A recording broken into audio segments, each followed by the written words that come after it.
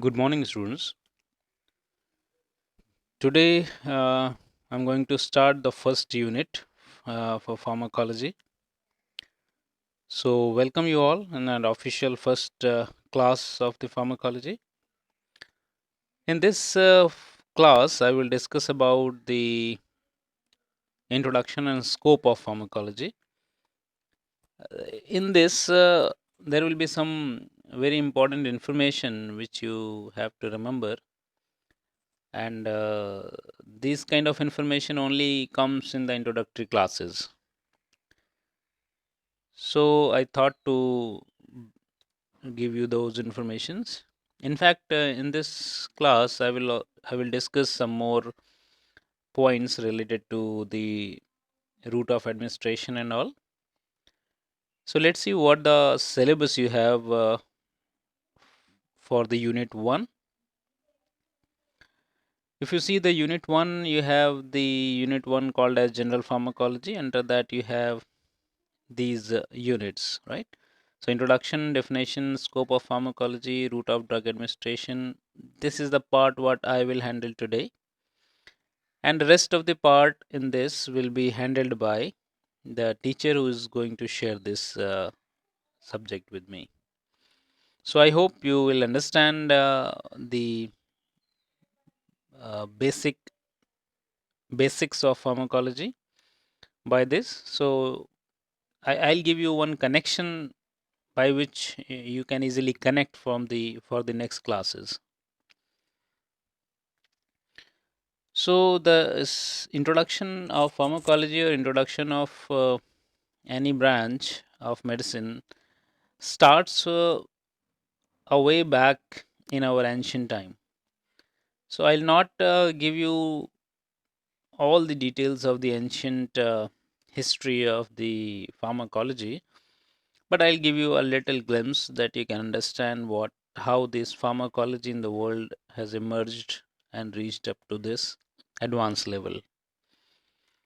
So this is the one world map where wherever you read any ancient scriptures of related to medicine, you will find these names common, right? Either the Roman, Greece, Egypt, Persians, Chinese, and in a very golden world words Indians, because the medicine system was very much advanced in India. If you see in India, almost 3000 BC is a very old time. And the first scripture related to medicine we have found in the Rig Veda. So in that, lot of medicinal details about diseases and the treatments and related things have been given. That time there was a one scientist known as Charak. He known as the father of Indian medicine, and around he has given a huge detail. He has done a huge scientific survey. Around 300 herbal preparations he has given on those times. Still, Ayurveda is based on those preparations and following the same. So it's a when the world doesn't know about uh, disease and the medicine, that time we had the proper preparations. Ayurveda, you can say that as established name Ayurveda as a branch around 2500 BC. It was known as the science of life. So on that time itself, uh, the Indians were aware of the science. If you see in the world, these three gentlemen are having a very respective name in in the history of pharmacology.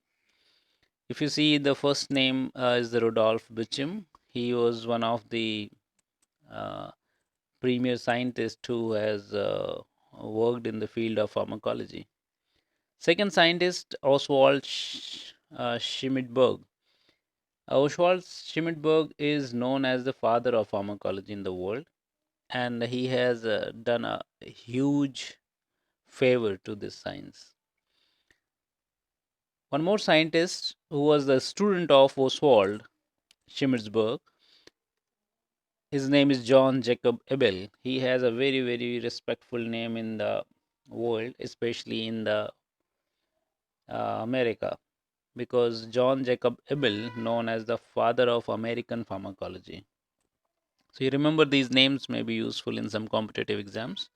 And these gentlemen have worked a lot. They have established a lot of laboratories investigating the various drugs, and also they have written lot of textbooks and scientific journals. Even the John Jacob Abel has started some very, very prestigious scientific journals in America, those who are still running. So, like this, they have contributed a lot. If you see this Oswald Schmidberg, uh, these are some highlights of his career, right? So he has written one classic text, Outline of Pharmacology, and he discovered glucuronic acid, right? And urethane, he has observed that it's having a hypnotic activity. And like that is a big list of the work what they have done. And father of American pharmacology, as I told you, John Jacob Abel. So he has isolated amino acid from the blood. You see the time 1914. Isolated histamine from pituitary extracts. Prepared pure crystalline insulin. So a huge, huge contribution uh, from the scientist. There are some landmarks in the field of pharmacy evaluation in the world, or say pharmacology evaluation in the world. You can see there are some landmark are there. For example, 1906, when the Pure Food and Drug Act has been established in America. This law gave the Pharmacopoeia a national formulary. You might be aware of what are the pharmacopoeias and what are the national formularies. Pharmacopoeias are those that kind of book which gives you a detailed information about the formulations and the chemicals which are used in the various medicines. And the national formularies are those books which gives the details of the doses regimen, drugs which we used for specific diseases. Likewise, some books have been emerged by the establishment of the Pure Food and Drug Act in 1906. After that, in this Food and Drug Act has continued along years. Then in 1938, a new act has been passed, that is the Food, Drug and Cosmetics Act 1938. And then that act has been superseded, then the 1906 Food and Drug Act.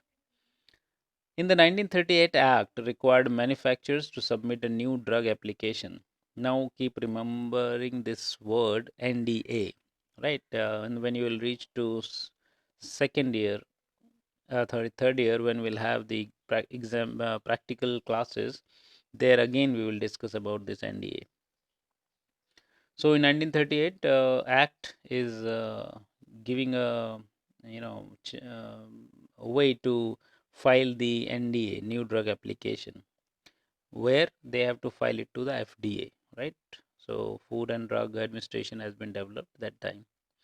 Efficacy, proof of effectiveness, and that is also one additional point they have added into the in 1962 in the same act. They have amended it and added one very important point, that proof of effectiveness, right? Whenever any company is applying for the NDA, they have to submit the proof of effectiveness of that, and the proof of effectiveness comes from the various clinical and preclinical tests that I will discuss later.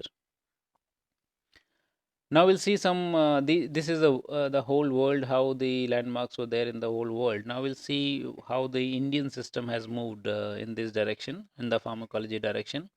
In around the 1920s, Banaras Hindu University developed a course which had both Ayurveda and Western medicine. So, way back in 1920, that first course was established by the BHU. 1921, when Colonel Ram Nath Chopra, I don't know you know his name or not. He is known as the father of pharmacology in India, right? So he is one of the what the uh, what the work done by the Abel Jacob Abel in America, the same work done by the Ramnath Chopra in India. So, 1921, when Colonel Ramnath Chopra was made the first professor of pharmacology at the School of Tropical Medicine, Calcutta, then he from that time he has been established, known as a father of pharmacology in India. The National Organization of Pharmacologists have established Indian Pharmacological Society, IPS. It is 1966. So when the IPS has developed, the IPS has done a lot of work for the pharmacology advancement. So clinical pharmacology developed as a discipline in 1960 in USA, Europe, and the UK. But in India, the clinical pharmacology began due to efforts of eminent pharmacologists like Dr. UK Sheth, Dr. Ranjit Roy Chaudhary, and Dr. P.L. Sharma, and many others. So these are some very, very prominent names who has contributed a lot in the development of pharmacology in India. The chair in clinical pharmacology has been created in India by ICMR. So he is Mr. Colonel Ramnath Chopra, and he has done great favor to the Indian pharmacology or to the world. He established a drug research lab at Srinagar in 1957. He is the one who first introduced the studied the Rauwolfia serpentina. He has done a huge work in the field of for the Rauwolfia serpentina, Sarpagandha, which is called in Hindi. First National Drug Research Institute of India, Lucknow, has been developed by Ramnath Chopra that time. So Lucknow is the hometown of mine, and a lot of efforts what the Ramnath Chopra has done for the development and advancement of the Indian pharmacological system. One more name I want to mention in front of you, that is known as the father of clinical pharmacology, Louis Lessagna. So he is the one who known as the father of clinical pharmacology. Another name I want to mention, that is the modern father of modern chemotherapy, which will come later in the third year. You will study about the chemotherapies, where the antibiotics and everything will be studied. And his name is Paul Ehrlich. This is the time he was there, called as the Ehrlich phase or Ehrlich era. He was great scientist. So now we'll move for the little more information about it. I think you have already gone through with these things, but I'll just brush you up. What is drug? If you say what is a drug, right? Because we have some confusion. Sometimes we say drug, sometimes we say medicine, sometimes we say chemicals, or sometimes like these words are coming, so we should not confuse what it means exactly. So, and sometime in why was the examiners ask you define drug, so you should have a clear cut definition of the drug. So synthetic chemicals, first thing, the drug contains the synthetic chemicals. Chemicals obtained from plants or animals, or so synthetic chemicals, one, chemicals obtained from plants or animals or products of genetic engineering. So these all which they are comes under the drug. Substance must be administered. It means it must be administered. It should go inside. Suppose that if somebody is taking the food, and in food there are certain things which can be useful, so they are not considered as drug. So drug is like we must administer for that purpose. So this is a drug. What is medicine? Chemical preparation. So medicine, in when we say medicine, there is always preparation behind it. So chemical preparation, which usually but not necessarily contains one or more drugs, administered with the intention of producing at the therapeutic effect. So two things is there. One is preparation, another is intention of producing a therapeutic effect. Why you are taking it? Because you are intending to get some effect from it, right? Suppose that you have taken one tablet, so there is an intention behind that this tablet will do this purpose, right? So that must be there. Usually contains other substances which we call it as excipients beside the active drug to make them more convenient to use. So like that, medicine is not only the active drug but also supportives and subsidiary substances which make it convenient to use. So this is a medicine. Now sources of drug information. If you want to get the information of some drug, where to get it? So there are some very established official books which we call it as pharmacopoeias. So you have Indian Pharmacopoeia, British Pharmacopoeia, European Pharmacopoeia, and United States Pharmacopoeia, IP, BP, EP, USP. If you want to see the IP and BP, you can find it in our library.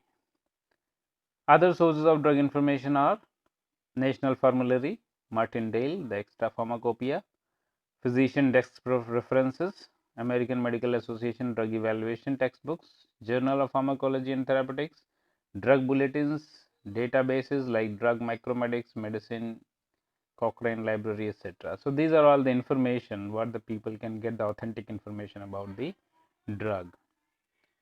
What is pharmacopoeia? An official code containing a selected list of the established drugs and medical preparations with the description of their physical properties and test for their identity, purity, and potency. So this is what the pharmacopoeias are. Pharmacopoeias are like they are updating it in a fixed duration of time. So maybe if you get the pharmacopoeia of 2011, then maybe it will upgrade after 2 years and it will become pharmacopoeia of 2013. So like that, pharmacopoeias are they are upgrading the informations periodically. This slide already I have shown you in the previous day. This slide only is enough to tell you the scope of the pharmacology, right? So if you just go through with this diagram repetitive time, you will be able to write in text this whole information, and that will be all the scope of pharmacology. So you know the association of the branch pharmacology with all other biological fields. You have psychology. If you are related with the psychology, then it's a psychopharmacology. Clinical medicine and therapeutics, it's called clinical pharmacology. Even in the veterinary science, it is having a role. So because all the drugs, even in the or any kind of medicine which has been made, is pharmacology is involved in that.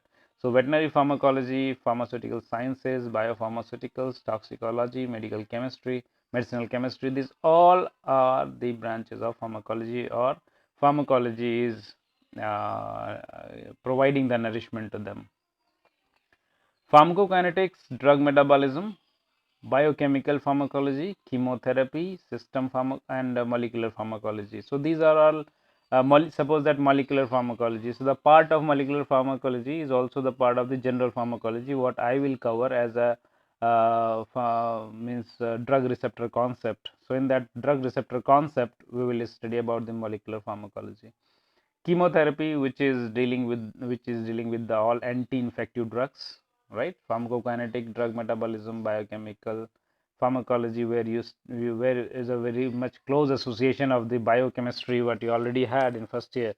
So that is going to elaborate a little more. Systems pharmacology, all your biological systems are having a separate branch in pharmacology. Neuropharmacology dealing with nervous system drugs, immunopharmacology dealing with immunoboosters and immunosuppressants. Cardiovascular pharmacology deals with the cardiovascular drugs used in the diseases for cardiovascular system. Respiratory pharmacology, gastrointestinal pharmacology. So these all systems comes under it. Even there are more minute systems are also there. Suppose that you are dealing with the lymphatic system, so there will be a lymphatic system drugs which are having some role in that. Or maybe particular, suppose that you are only concentrating on the liver, So there will be hepatic drugs. Maybe you are dealing with the hepatic system of drugs. So like that, various minute branches under it is are also there. Other than that, pharmacogenetics. These are some newer branches emerged from the pharmacology. Pharmacogenetics, pharmacogenomics, pharmacoepidemiology, and pharmacoeconomics. The clinical pharmacology or pharmacotherapeutics, these all are the branches of the pharmacology, because pharmacology supplements them the information, then only they can emerge and provides the different informations to the reader. Genetics is a very much closed. Next year, in third year, you will have a huge syllabus for genetics in pharmacology. Genomics is there, clinical epidemiology is there, and health economics. So like that, pharmacology scope, if you are talking, these all together giving a huge scope of pharmacology. That's why pharmacologists are very much in demand always.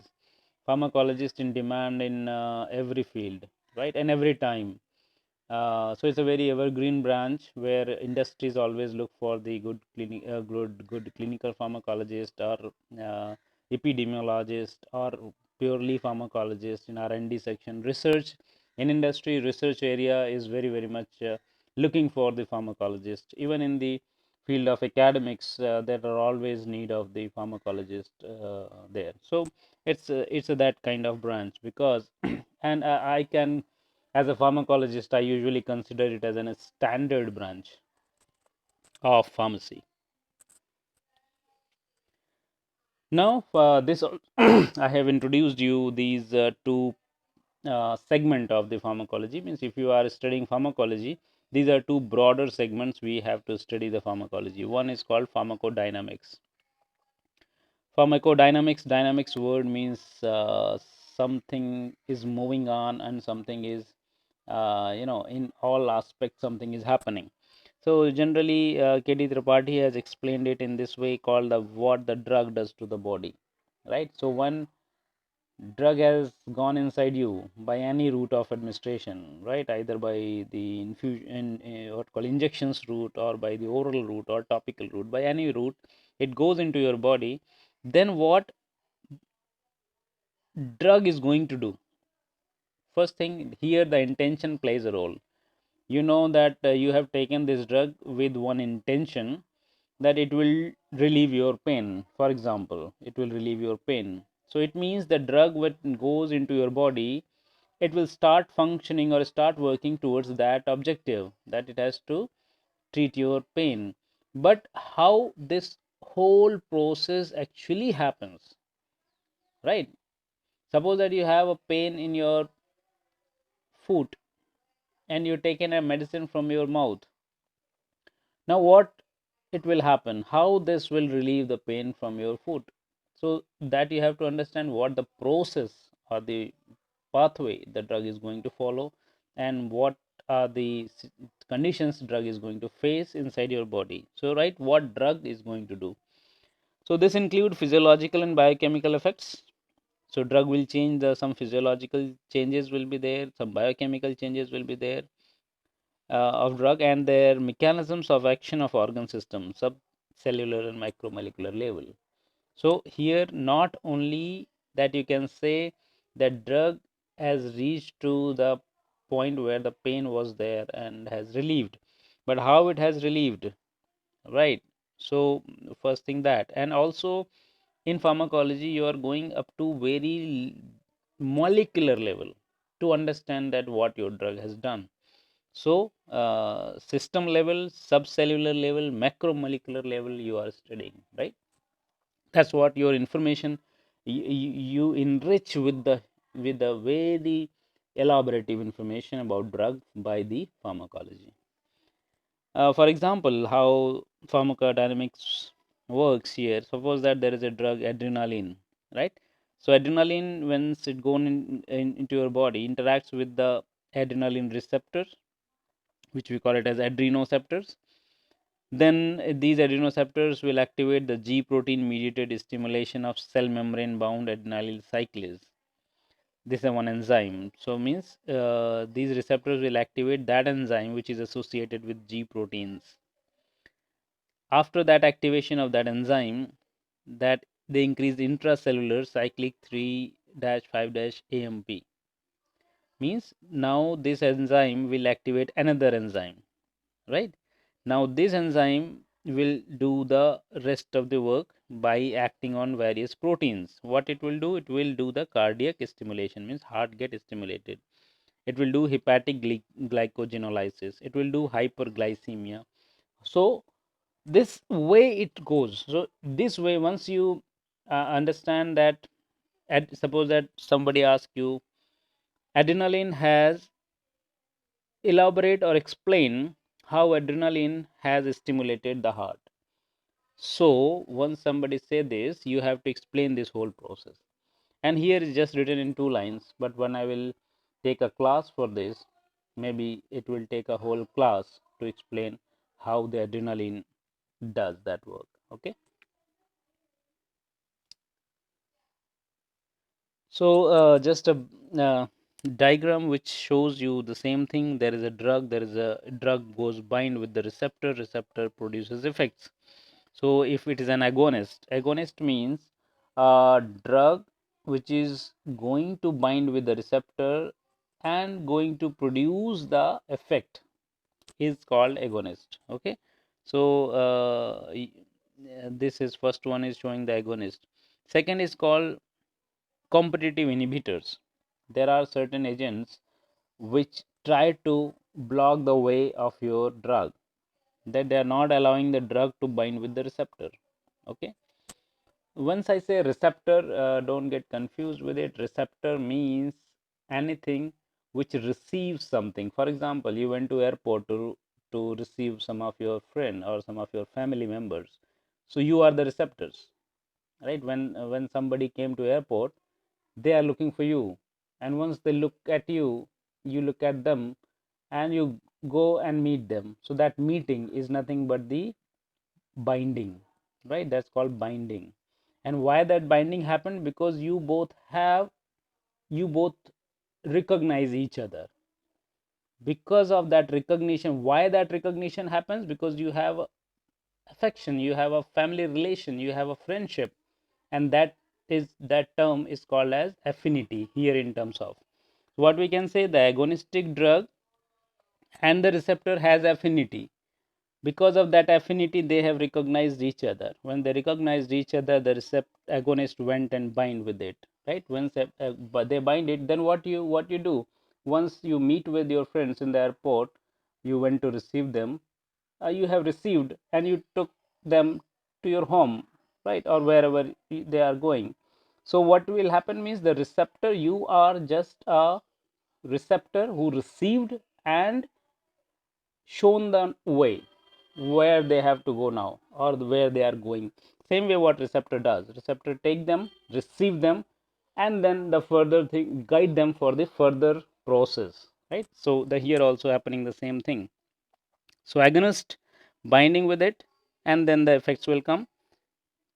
Competitive inhibitors try to block the agonist not to bind with the receptor, right? Maybe there is somebody in the airport who is not interested that you can find to your relatives, so they will create a lot of hindrance. You cannot see them or you cannot meet them, right? So that these people are competitive inhibitors, right? And they are also competing with you. You want to reach them fast, they are trying to act fast to stop it, right? So they are competing with you. Same way here, drugs are also there who are competing with the agonistic drugs. These all concept we'll discuss again in the receptor concept, there I'll take you even more details. Allosteric activators, these are the also like agonists, but they won't act, they won't bind on the same site, they bind on the different sites, right? As same way, allosteric inhibitors, they are also not binding on the, they are not competing with agonists on the same site, they bind on the different active sites, right? So like that, these drugs are binding on receptors, and then receptors will produce the various effects. Now we'll move to the second concept, which is called the pharmacokinetics. So pharmacokinetics, again, Dr. K.D. Tripathi has explained it, what the body does to the drug, right? What the body does to the drug. So now once drug is going to do something to your body, of course body will do something to your drug as well, right? So because all these drugs are always a foreign substances, when these foreign substances goes into the body has a one protocol to follow, that no any foreign substances should be allowed without screening. So the body will screen this out and find, because it's a chemical, chemicals are harmful for your body, because all chemicals considered as poison by your body. So body will immediately attack it to kill it off and to remove from your body. And there the what called the intelligence of a pharmacist comes in, that how intelligently you have made this medicine, so the medicine can skip these attacks of by the body and do the job. Okay. So what body is going to do? This refers to the movement of the drug in an alteration of the drug by the body. Include absorption, distribution, binding, localization, storage, biotransformation, excretion of the drug. Right. That's what pharmacokinetic includes: absorption, distribution, metabolism, excretion, and bioavailability. Got it? So these are the major components of the pharmacokinetic. How drug get into your system? That's called absorption. After absorbing, how it reach to your various part of your body. As I told you, you have taken from mouth but you have a pain in your foot, it means the drug is going to move all around your body. Okay. So drug doesn't know where the pain is, drug only knows that I have to reach everywhere. So that's called distribution, right? Then when the drug distributes, then it produces its effect during that process. And then once that maybe during the process, maybe before that, or maybe after that, the drug will get metabolized, means body will succeed to kill that drug. So body will try to kill, as I told you, body has a protocol, so body will try to kill that and finally kill it. That's called metabolism, means body will break it down in various pieces, right? And then all that broken part of the drug will be excreted out from your body, right? So that's called the excretion. So like that, these parts will come. Beautiful description is there for pharmacokinetic, and you all must take a great interest to understand that. Examples, one example is given here. For example, one paracetamol is readily and almost completely absorbed orally, attaining peak blood levels. These terms which are coming in all are the components of pharmacokinetic, right? Absorption, attaining peak blood level at 30 to 60 minutes, 25% bound to plasma proteins. I will explain you all this later. So how these drugs are going to bound with the plasma protein, widely and almost uniformly distributed in the body, extensively metabolized in the liver, primarily by glucuronide and sulfate conjugation into inactive metabolites, which are excreted in urine, has a plasma half-life of 2 to 3 hours and a clearance value of 5 ml per kg per minute. So like that, this is just an example that once you explain the pharmacokinetic of a drug, for example, here given paracetamol, these all information you have to give. And on this basis of the pharmacokinetic, you have to define the, you have seen like some drugs you are taking once in a day, some you are taking twice in a day, some you are taking every 4 hours, some taking every 6 hours, right? So these, and some drugs you are taking in tablets, some are in capsules, some are in suspension, some are in emulsion. Okay. So some are in paste form, some are in what called the gel form, so various. So why these are different formulations we have prepared? Why not every drug is a tablet form? So this answer will come through pharmacokinetic, right? Why you are taking on different timings? This answer will come from pharmacokinetics, right? So every dose durations, dose frequencies, right? This everything. And some drugs are having 100 mg, some are having 200 mg, right? So these also, this actually, this answer comes from the pharmacodynamics as well as in the pharmacokinetics. So like that, various answers can be, you can get, or pharmacologist can get from the study of pharmacokinetic of the drug. This way the drug goes into the body. Suppose that you can see the lumen, here it is interstitium. Once it came in, it uses these cells, these peach color cells, where the drug either using the cell to go in, or using the pores to go in, or using the channels to go in, right? Or using the what called body's own exocytosis system. You can see here exocytosis and endocytosis system. Here they are using the channels to go in. Here they are using the what called the diffusion system to go in, right? Here you can see they are using the pores to go in. So like that, various methods being used for the drug to go in, and then the pharmacokinetics comes in role. So I hope you understood basic of the pharmacokinetic and pharmacodynamic. Now the next point what we need to discuss, that is the nomenclature of the drugs. You might have confusion many a time. So there are three names have been given for the drugs. One is called the chemical name, second is called the generic name, and third is called the brand or proprietary name. So chemical name means, here they have taken one example of a drug called Cozar.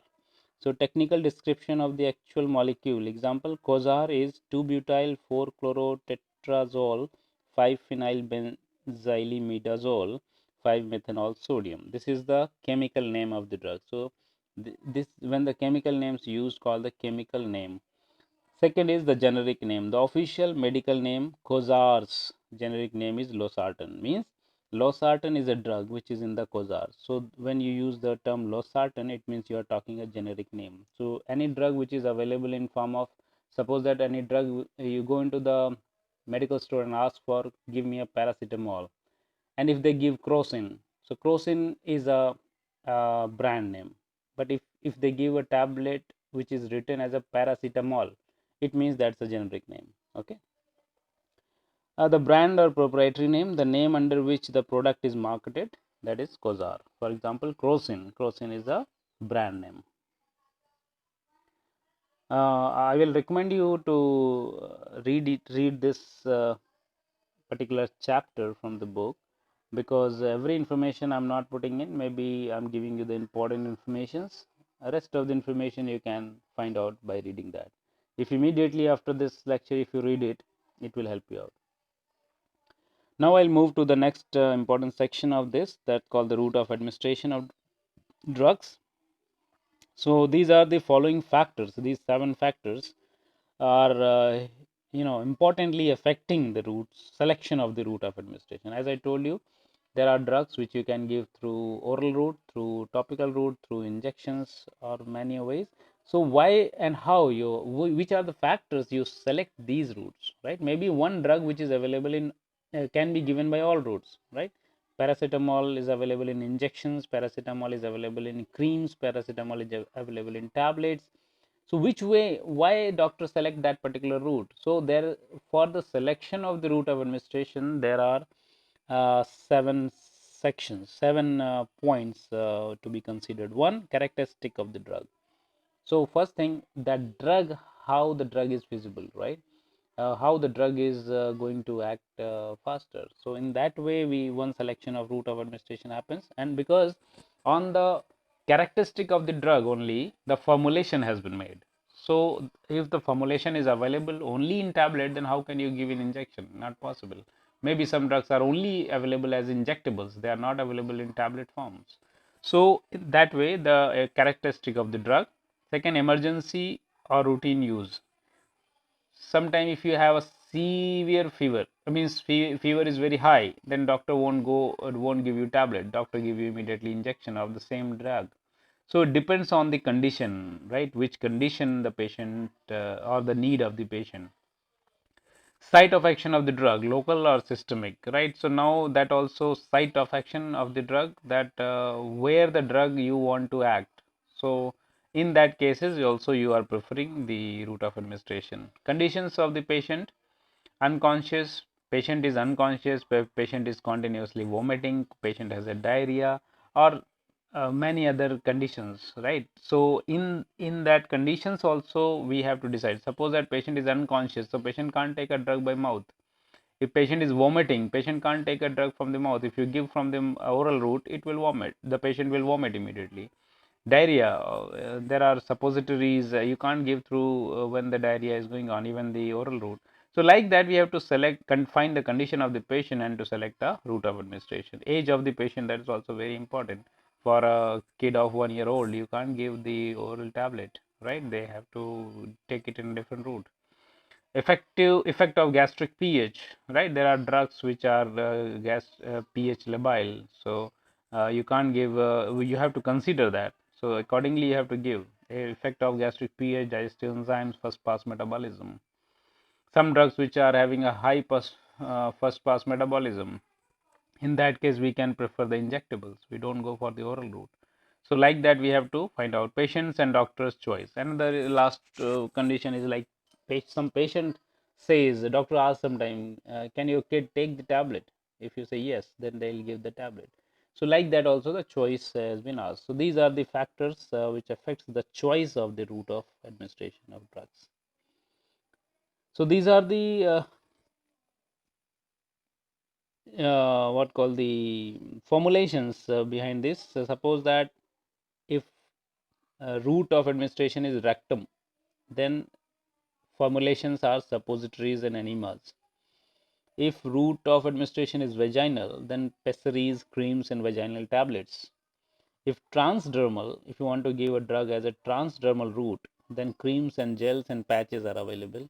If you want to give on topical route, then creams, lotions, gels, nasal sprays, shampoos, suppositories, pessaries, they all are there. Oral route have the tablets, capsules, elixirs, syrups, suspensions, granules, powders, capsules, drops. For parenterals, you have intradermal, subcutaneous, intramuscular, intravenous, intrathecal, epidural, spinal depot.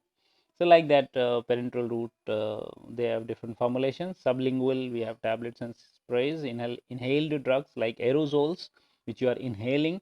So aerosol inhalers, dry powder inhalers, nebulizer solutions, spacers. So these all are the formulations which have been made for that particular route of administration. So first we'll see a few things about the local route. I won't go in much detail about it because most of the things you already know, and the rest I will recommend you to read from the book. Local route means locally you have to give. Means suppose that if the problem is in your finger, then the drug is given to your finger. If problem is in your eye, then drug is given to your eye, right? That's called the local routes. In the local route, we have one category called topical. So topical also have certain categories under it for oral cavity. Suppose that something happened to the mouth, right? Then inside of the mouth, that called the oral cavity. So there the drugs can be given in the oral cavity, right? In the GI tract, you are directly giving the drug for the GI tract, right? Suppose that there is some ulcer in the GI tract and you want to treat the ulcer, then you have to give the drug which reaches to the GI tract.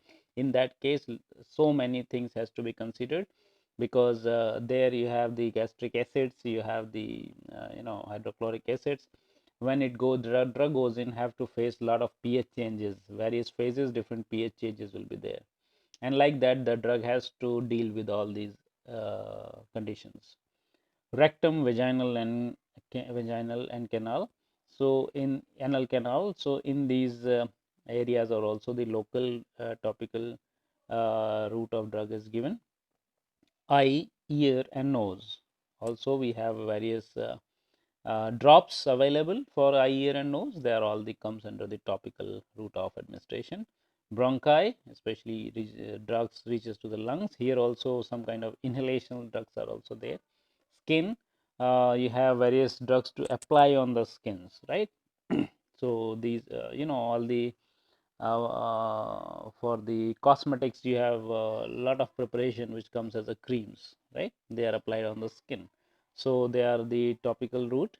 Transdermal, when you want something to insert into your skin and keep it there. For example, different patches are coming. They are used under the skin and being used. Transdermal, that called the transdermal. Trans means across, dermal means dermis layer of the skin. And in this, we have intra-arterial route. Second one, first was the topical. Second is intra-arterial route. Some drugs have been given in the arteries directly. So that is sometimes called intra-arterial route. Actually, not very much uh, a local route, but locally it has been injected to that area. Administration of the drug into some deep tissues by injection, and some, suppose that you want to target a particular tissue to apply the drug. So in that case, you use the injections to reach to that tissue and apply directly, right? So there also comes under the local route.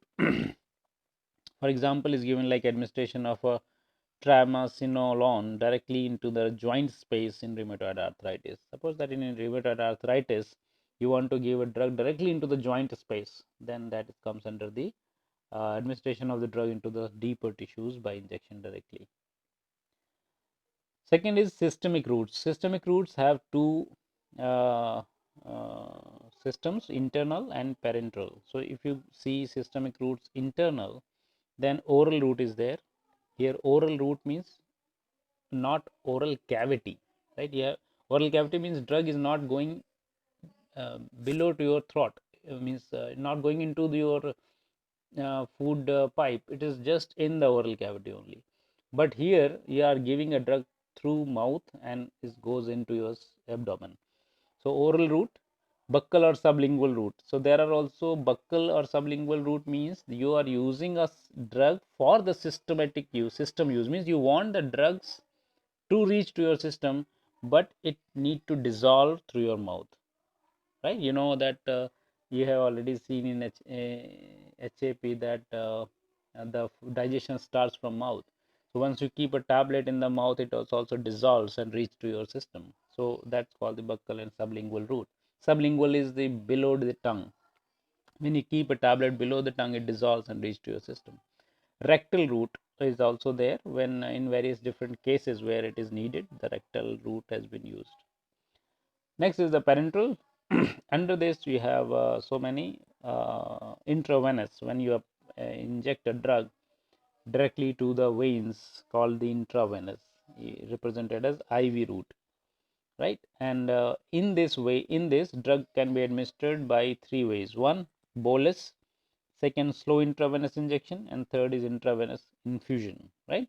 So bolus means a single relatively large dose of drug injected rapidly or slowly as a single unit into a vein. Means bolus means a one large dose. It is happening usually in case of emergencies, right? So in case of emergencies, they inject a huge dose of drug into the veins. That's called the bolus injection. For example, IV ranitidine in bleeding peptic ulcer, right? In case of peptic ulcer, which are bleeding, emergency condition, and then they give IV of ranitidine as a bolus. Slow intravenous injection, for example, IV morphine in myocardial infarction. Slowly they are giving, because morphine is a one painful injection.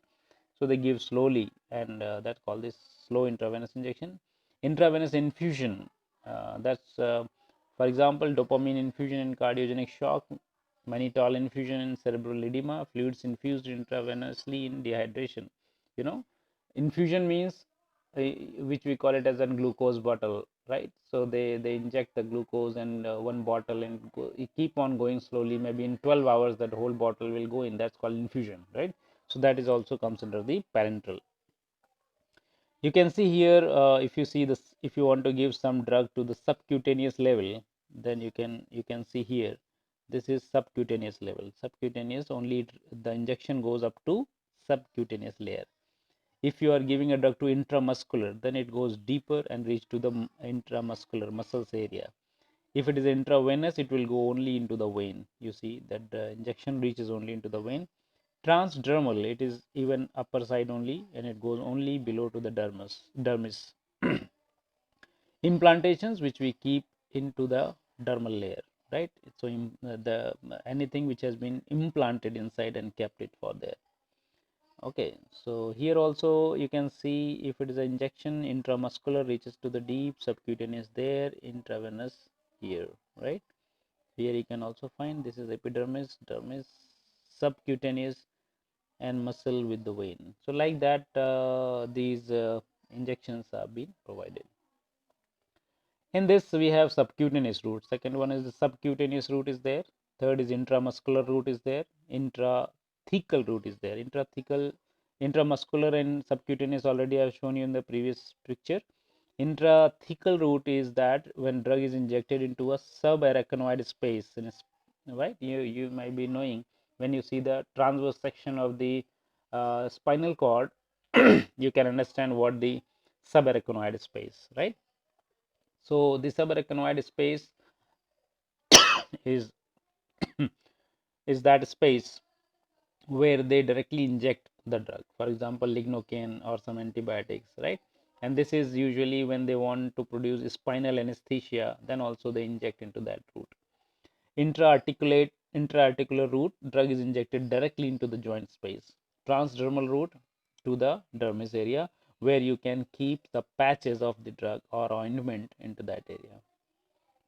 Intraperitoneal route, drug injected to the intraperitoneum. You might have studied in the digestive system, the peritoneal cavity in the abdomen. So there they inject this drug. This is called the IP route. And one is intrapleural. So in the pleural spaces also it has been injected. So these are the various parenteral route of administration have been given. You can see transdermal drug delivery system diagram. You can understand this way that preparation has been made, right? Either you can use a belladonna plaster or something, or maybe any transdermal patches. So they comes in this way. Backing layer, then drug reservoir will be there, then rate controlling membrane will be there, then adhesive layer will be there, and outer layer which is peeled off before addition of the application to skin. So like that, one preparation has been made, that's called the transdermal drug delivery system. A very important graph I have brought for you to understand. These are so many. I have attached one file into your Google Classroom, where you can see so many other diagrams, so many other graphs which will explain you the concentration time curve. So I have given 4 here. You see one side is the concentration and y-axis is having the time in hours. So you can understand when you give a drug topically, what happens, you can see the drug first phase, the drugs, when the time moving up, the drugs is going up, and after some time it's slanted down and then is steady for some time, and then maybe afterwards it can come down. So this way the local admin, you can see the hours and you see the concentration, how the concentration increasing and decreasing. You can see here the concentration is increasing here, once it will, maybe it's coming down, afterwards the concentration again decreasing. And here you can see the hours, time is increasing here. So you can see, if you want to see what is the peak time, maybe this is the peak time, right? This is the peak time observed. So you can understand that around 13-14 hours time, the drug has achieved the peak hours. So topical administration, you can understand which is the faster one, right? So this is the topical administration. Now you can compare it with the oral administration. Here you can see with the oral administration, here also you can see this is going directly, means within a zero time, or maybe within a 0 to 2-3 hours, it reached to the peak plasma concentration, it reached to the peak, and then after that immediately started coming down, right, like that, slanting down. So you can understand, compare that, because oral administration, it achieves faster compared to topical, but slowed down in the same way. But the topical administration achieves slowly but steady for some time, right? So that difference you can understand. IV administration, now you can see it goes up, and it goes to the top, and even in the quick time, and but it maintains there. So IV administration has this way you can compare with this. Intramuscular also you can see that it goes up, and in the different curve, it make a different curve and then coming down. So like that you can compare that what is the concentration time curve for the topical administration, oral administration, IV administration, and intramuscular administration, right? Many others I have given into that file which is attached there, right? These are the references I have used. Not only this, other than that, all the books what I have already shared in your Google Classroom. I have used Lipincotts, I have used Cadsung, I have used KD Tripathi for preparing this material, right? These are some additional sites what I have used. You can also click it and go through, and if any other material you need it, right? So I hope you understood this, the scope of pharmacology. I hope you understood the basics of the pharmacology, what pharmacokinetic and dynamics do, and I hope you understood the route of administration as well. Now, when the next chapters, next topics will start, right? For example, you will have the pharmacokinetic, means ADME will start. Then you can use this information what I have given you to extend your knowledge, right? And in the comment box itself, you can mention your doubts, right? So if you mention your doubts there, I will reply you with the answers there itself, right? Thank you so much for watching this video, and please go through a repetitive time to understand this concept. Thank you so much.